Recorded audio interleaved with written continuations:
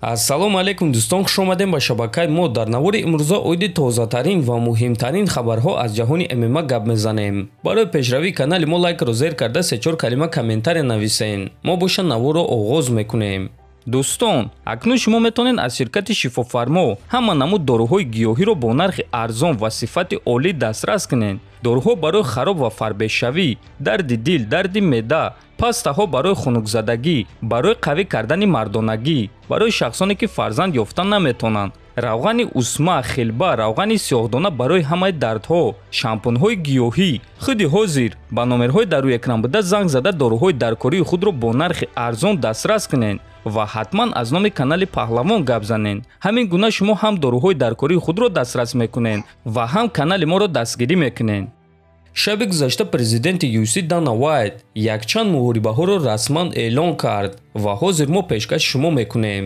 Дана Вайт эълон карда гуфт ки рӯзи 3 июл турнири UFC 291 баргузор мегардад ки муҳорибаи асосии ин турнир, муҳорибаи рейтингӣ дар вазни сабук, реванш байни дуюм рақами рейтинг Дастин Порие бо рекорди 29.7 ва сеюм рақами рейтинг Ҷастин Гейҷи бо рекорди 24.4 мешавад. ин муҳориба ҳам муҳорибаи рейтингӣ мешавад ва ҳам барои камарбанди BMF.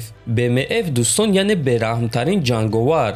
аз ин камарбанд танҳо як то аст ки онро барои муҳорибаи Хорхе Масвидал ва Нейт Диас сохта буданд ва акнун чӣ гунае ки мебинем дуюм чунин камарбандро барои муҳорибаи Дастин Порие ва Ҷастин Гейҷи сохтанд ва ғолиби онҳо соҳиби ин камарбанд мешавад. ин камарбанд ҷанговарро чемпион намекунад. ҷанговар танҳо соҳиби камарбанди бераҳмтарин ҷанговар мешавад. дуюм муҳорибаи асосии ин турнир муҳорибаи рейтингӣ дар вазни ним вазнин байни чемпиони пешинаи UFC дар вазни ним вазнин Ян Блахович ва чемпиони пешинаи вазни миёна Алекс Перейра хоҳад шуд. сеюм муҳорибаи ин турнир боша муҳориба дар вазни миёна байни тобовии ҷанговари бразилӣ Пауло Коста ва ҷанговари нави UFC Икрам Алискеров хоҳад шуд. дӯстон, дар ин муҳориба як чизи хеле аҷиб аст. Икрам Алискеров ҳамагӣ як бохт дорад ва ӯро Ҳамзат Чимаев дар ташкилоти Brave FC бо тариқи нокаут шикаст дода буд ва акнун бинем ки ҳам Ҳамзат ва ҳам Икрам дар UFC баромад мекунанд ва ҳар дуяшон акнун дар вазни миёна баромад мекунанд. Ҳамзат бо Коста ҷангидан мехост, аммо UFC муҳорибаи Костаро зидди Икрам ташкил карданд. ана оиди худи Ҳамзат бошад, пас бо эҳтимоли калон рақиби ӯ Камару Усман мешавад. барои Икрам ин дуюм муҳориба дар ташкилоти UFC хоҳад шуд ва аллакай дар дуюм муҳорибаи худ ӯ зидди панҷум рақами рейтинги ин вазн меҷангад. ана инро дӯстон шанси беҳтарин мегӯянд. агар Икрам дар ин муҳориба ғолиб шавад, пас ӯ яке аз довталабони асосӣ барои камарбанд мешавад. ва дӯстон, аз ин ҷо як чизро фаҳмида мешавад ки байни Ҳамзат Чимаев ва ташкилоти UFC нофаҳмоиҳо вуҷуд дорад. ин муҳориба ин чизро тасдиқ мекунад.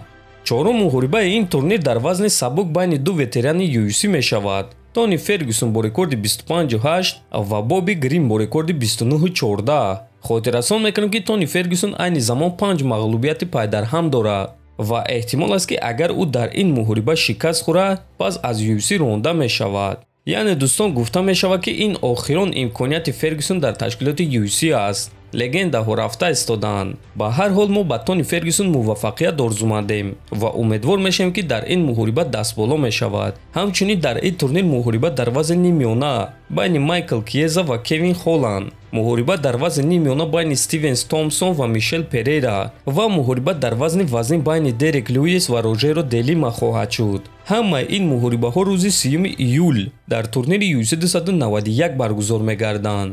ва дӯстон, фикр мекунем ки агар дар ин турнир ба Нурулло Алиев муҳориба диҳанд беҳтарин мешавад. аллакай худи ин турнир турнири бениҳоят хуб аст ва беҳтарин муҳорибаҳо баргузор мегарданд ва агар ки ба Нурулло дар ин турнир муҳориба диҳанд, пас ин турнир барои мову шумо боз ҳам шавқовартар мешуд, чунки худи Нурулло гуфта буд ки моҳи июл як муҳориба дар Амрико ва баъд як муҳорибаи дигар моҳи октябр дар Абудаби гузаронидан мехоҳад. барои ҳамин дӯстон, ҳоло ҳам вақт ҳаст ва мо умедвор мешавем ки менеҷерҳои Нурулло Алиев кӯшиш мекунанд ки дар ин турнир барои ӯ муҳориба ташкил кунанд.